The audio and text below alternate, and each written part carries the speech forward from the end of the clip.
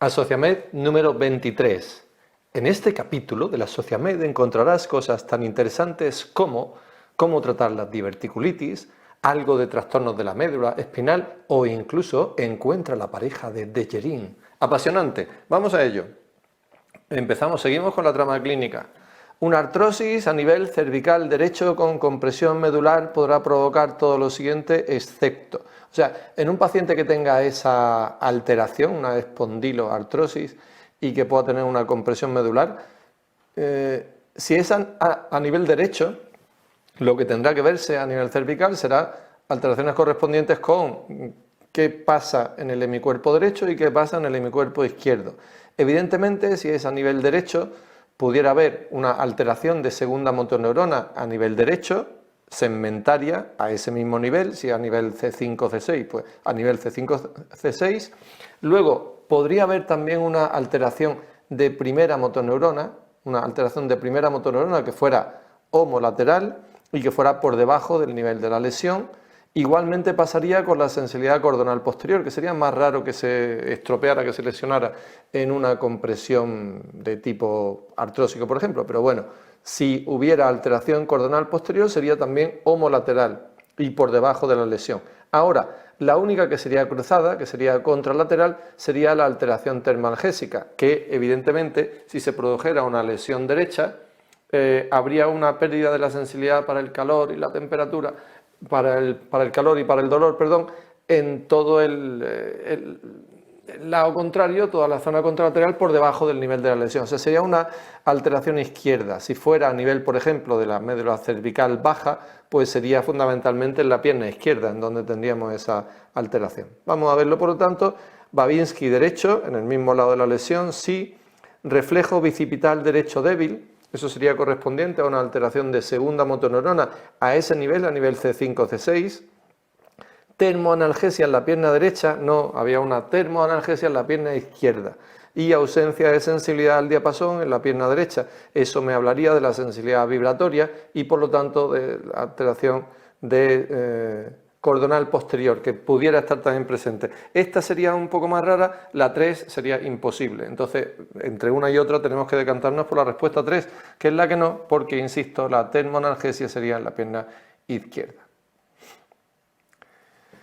Bien, una imagen y a ver qué localizamos de esta imagen, qué podemos decir de ella. Pues, viéndola así, parece que hay un campo pulmonar, parece que los campos pulmonares izquierdos a nivel inferior están con alteraciones, unas alteraciones nodulares que se ven ahí, parece bastante claras. Sin embargo, en el lado derecho, pues lo que vemos claramente es una alteración de neumotórax con algunas adherencias pleurales, pero en general con un neumotórax, y en el muñón pulmonar se siguen viendo esas imágenes nodulares. Bien, esto así, tal cual, pues pudiera pensarlo, pero si me dieran unas cuantas opciones para poder elegir y entre ellas me dijeran que se trata de un paciente con un fumador con antecedentes de hematuria en los meses previos y que esa hematuria es indolora, pues ya podía pensar, bueno, pues si me cuadra este cuadro, ese fumador con hematuria indolora, y me ponen esta imagen, pues podría pensar efectivamente que se trata de un cáncer renal con una suelta de globos a nivel pulmonar, con una metástasis a nivel pulmonar y que se ha producido también ese neumotórax y esas adherencias pleurales que se ven ahí, adherencias fibrosas. ¿Vale? Esa sería la respuesta correcta. Tratamiento del cáncer colorectal. Vamos a hacer un resumen de algunos apartados, de algunas situaciones de cáncer colorectal y ver cómo realizaríamos ese tratamiento. Por ejemplo, aquí tenemos en el colon derecho, cuando hay afectación ganglionar y en el contexto de un síndrome de Lynch. ¿Qué se podría pensar sobre eso? Pues en el colon derecho lo que pensaríamos con un síndrome de Lynch es que el tratamiento puede ser o la resección segmentaria o la colectomía total. ¿En qué situación es una o en qué situación la otra? Pues normalmente pensaríamos, si se trata de un paciente relativamente joven, por debajo de los 60 años, en la resección, en la colectomía, en la colectomía total, y por encima de los 60 años, que ya no pensamos que a la larga vaya a haber tanto riesgo de que se puedan producir más cánceres y eso, pues pensaríamos en la resección segmentaria. El que haya afectación ganglionar lo que nos dice fundamentalmente es que va a ser necesario hacer la quimioterapia posterior, la quimioterapia adyuvante, pues ahí podemos hacerla con el 5-fluorouracilo, con platinos, etcétera, por ejemplo, con el tratamiento con FOLFOX, con los acrónimos. Colon izquierdo, estadio 2. En el estadio 2 del colon izquierdo, muchas veces decimos estadio, pero realmente la palabra se dice estadio, pues no lleva acento. En el estadio 2, en el colon izquierdo, pues bien, tendríamos la situación de la resección segmentaria, por supuesto, y luego, aparte de ello, tendríamos que, si fuera en el 2A, si nos pondríamos a hacer el tratamiento quirúrgico solamente, salvo que se tratara de un T3 de mal pronóstico en el que podíamos plantearnos la quimioterapia adyuvante, y si fuera un 2B, pues la quimioterapia adyuvante, igual que se hace en el estadio 3, o sea, esa terapia basada en el 5-fluorouracilo, o sea que he puesto resección segmentaria, pero aparte, si fuera el 2A, en principio no necesitaría nada, salvo un T3 de mal pronóstico. Si fuera el 2B, sí necesitaría esa quimioterapia. Un tumor de recto, T1 a 5 centímetros del ano. La excisión simple ahí no sería posible ya estando a 5 centímetros del ano y por lo tanto haríamos la microcirugía transanal endoscópica, la TEM. Normalmente se puede hacer así, se pueden hacer otras técnicas de resección también conservadora, limitada y tal, pero la microcirugía transanal endoscópica sería una opción perfectamente compatible con este cuadro, con un T1, siendo un T1. Sin embargo, si tengo un T3 a 8 centímetros del ano, entonces ya sí tendríamos que hacer la excisión del mesorrecto, la extirpación del mesorrecto, y ya tendríamos que ver pues qué otro tratamiento. En el de recto T3 se hace la quimioradioterapia neoadyuvante y podríamos plantearnos incluso la quimioradio o la quimio, por ejemplo, adyuvante después. Recuerdo que en el cáncer de recto se usa mucho como quimioterapéutico, por ejemplo, la capecitabina. Resección del mesorrecto y la quimioradioterapia antes, y la de después ya la podíamos valorar. La quimioterapia sobre todo, puede que sí, la radioterapia sobre todo si no le hubiéramos dado radioterapia neoadyuvante. Pero recordad la capecitabina como quimioterápico. Bien, esto son dos imágenes de un tumor GIST, un tumor del estroma gastrointestinal, y claramente se ve que en la de la izquierda veis que el tumor tenía un sangrado activo y luego se le ha hecho algo, se le ha hecho una electrocoagulación para que en el siguiente ya se hubiera hecho la hemostasia de ese tumor. Pero sobre el tumor GIST, que ya sabéis el C117 y ya sabéis el tratamiento con TINIP, que puede ser útil para ellos, ¿cómo se emplean estos tratamientos? ¿Qué planteamiento quirúrgico hay? Vamos a hacer un resumen aquí. En el tumor GIST, primero, el tratamiento neoadyuvante con TINIP, por ejemplo, no siempre se hace. Se plantea sobre todo en tumores rectales o en tumores que sean particularmente grandes. La cirugía se hace para tumores que sean de 2 centímetros en adelante y posteriormente el tratamiento adyuvante con imatinib, por ejemplo, durante 3 años. Este tratamiento tampoco se hace siempre, sino en los que sean más avanzados, los que tengan peor pronóstico, el tratamiento con imatinib. ¿Qué podemos recordar sobre otros TINIP? Siempre nos encontramos con la situación de solo pensar que el imatinib, dasatinib, nilotinib, ponatinib son tratamientos de la leucemia amiloide crónica, son tratamientos de las leucemias agudas en donde haya el reordenamiento ABL-BCR y también para los tumores GIST. Pues aparte de ello, ¿qué otras consideraciones podemos tener sobre ellos? ¿Cómo cambiarlos? ¿Qué características tienen? ¿Qué efectos secundarios? Tratamiento de la leucemia amiloide crónica se usan el dasatinib, el nilotinib, el imatinib, el bosutinib, el ponatinib, el ponatinib concretamente para la translocación 315. Bueno, todo eso son los tratamientos que se pueden poner. Luego, en la fase blástica de una leucemia amiloide crónica también se pueden usar TINIP y se pueden usar asociados con citarabina, por ejemplo, como el nilotinib, por ejemplo. Si no responde con un TINIP, usaré otro TINIP, o sea, haré un cambio a otro TINIP. Esa es la respuesta cuando nos planteemos que un paciente no está respondiendo con uno de estos inhibidores de la tirosinquinasa. Y efectos adversos, pues efectos adversos de médula ósea, efectos adversos cardíacos. Por ejemplo, tenemos que médula ósea e hígado son efectos secundarios más a considerar por el nilotinib. y que la insuficiencia cardíaca, por ejemplo, son más a considerar con fármacos como el dasatinib. Y esto es una diverticulitis, y pone ahí diverticulitis, pero si en la imagen pensarais vosotros así sin que os dijeran nada, ¿qué diagnóstico plantearíais? Se oiría, claro, por supuesto, lo primero hacia un cáncer, ¿no? Hacia un cáncer colorectal. Bueno, pues bien, esto efectivamente parecía un cáncer colorectal, era una obstrucción aguda, se hizo la cirugía correspondiente, se biosió y se comprobó que no era un cáncer, sino que era una diverticulitis. Bueno, esto nos da pie para ver algunas cosas, recordar algunas cosas relacionadas con la diverticulitis y con su manejo, como por ejemplo, si ante una diverticulitis hay un acceso de 2 centímetros, entonces simplemente lo que se hace es tratamiento con antibióticos, que podemos usar, por ejemplo, el amoxicilina clavulánico, podemos usar una cefalosporina con un metronidazol, etc. Si hay un acceso de 6 centímetros, en ese caso ya sí sería necesario, por supuesto, drenarlo, ¿vale? Si hay una peritonitis purulenta en el contexto de una diverticulitis, en ese caso ya sí tendríamos que hacer una resección, tendríamos que hacer una colostomía de descarga y tendríamos que hacer seguramente una anastomosis en un segundo tiempo, a los 3 meses. Y por último, bueno, si fuera una peritonitis fecaloidea ya, pues entonces a lo mejor tenemos que plantearnos incluso una intervención definitiva como un Hartmann. Pero ¿se hace por laparotomía o por laparoscopia? Pues en principio es indiferente. En obesos, por ejemplo, es preferible hacerlo por laparoscopia, pero se puede hacer por cualquiera de ellos. Ya sabemos que la laparoscopia tiene la ventaja de una menor estancia hospitalaria, etc. Bien, y seguimos por la trama clínica. Se trata de un paciente de 55 años, una paciente con EPOC y tratada con aerosoles de tiotropio y ferbuterol.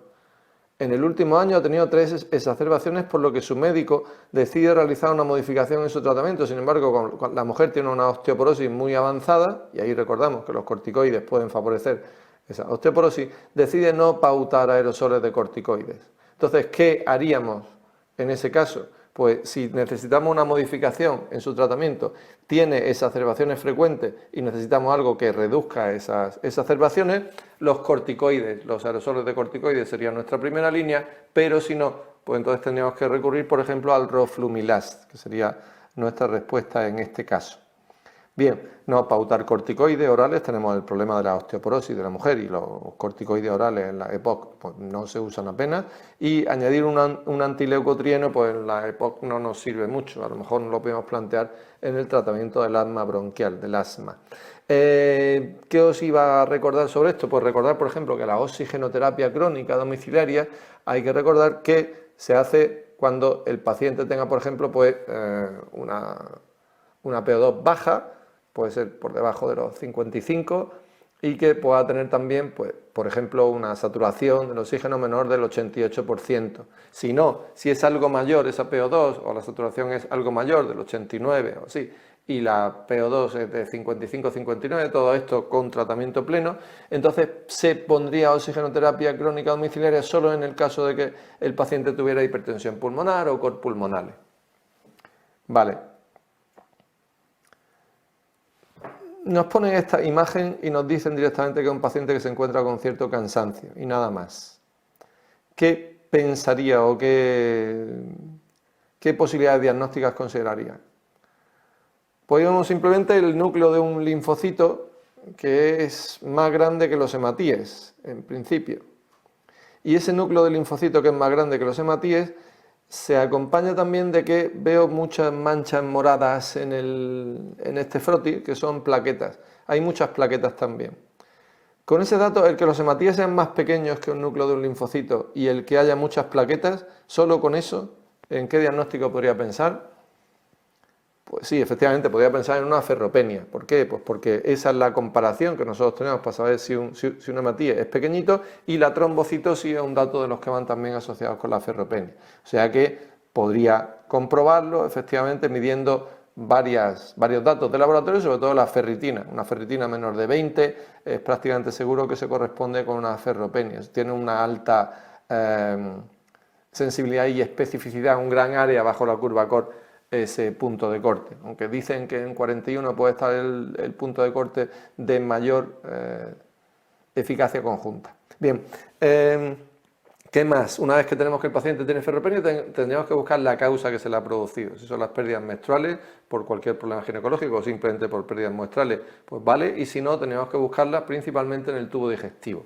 Y ahí ya en el tubo digestivo buscaremos cuadros de mala absorción o de sangrado digestivo, sea por arriba o sea por abajo, ya según el contexto clínico del paciente. Vale, ahora vamos a ver unas cuantas enfermedades metabólicas. 5 enfermedades metabólicas, algunas de ellas más fáciles, otras un poco más confusas, un poco más ocultas, y vamos a ver cuáles son las características de los cuadros verdes que se corresponden con ellas. Empezamos con el glucagonoma. El glucagonoma de todo esto, ¿qué es lo que pensaríais? Pues efectivamente que se corresponde con la que pone hiperglucemia y eritema necrolítico, como lesión cutánea. Recuerdo que el glucagonoma se intenta hacer tratamiento quirúrgico, pero que los análogos de la somatostatina pueden servir para ayudar, por ejemplo, para ayudar a que el eritema necrolítico mejore o para reducir las cifras de glucemia en estos pacientes. La anreótide, por ejemplo, o cualquiera de ellos.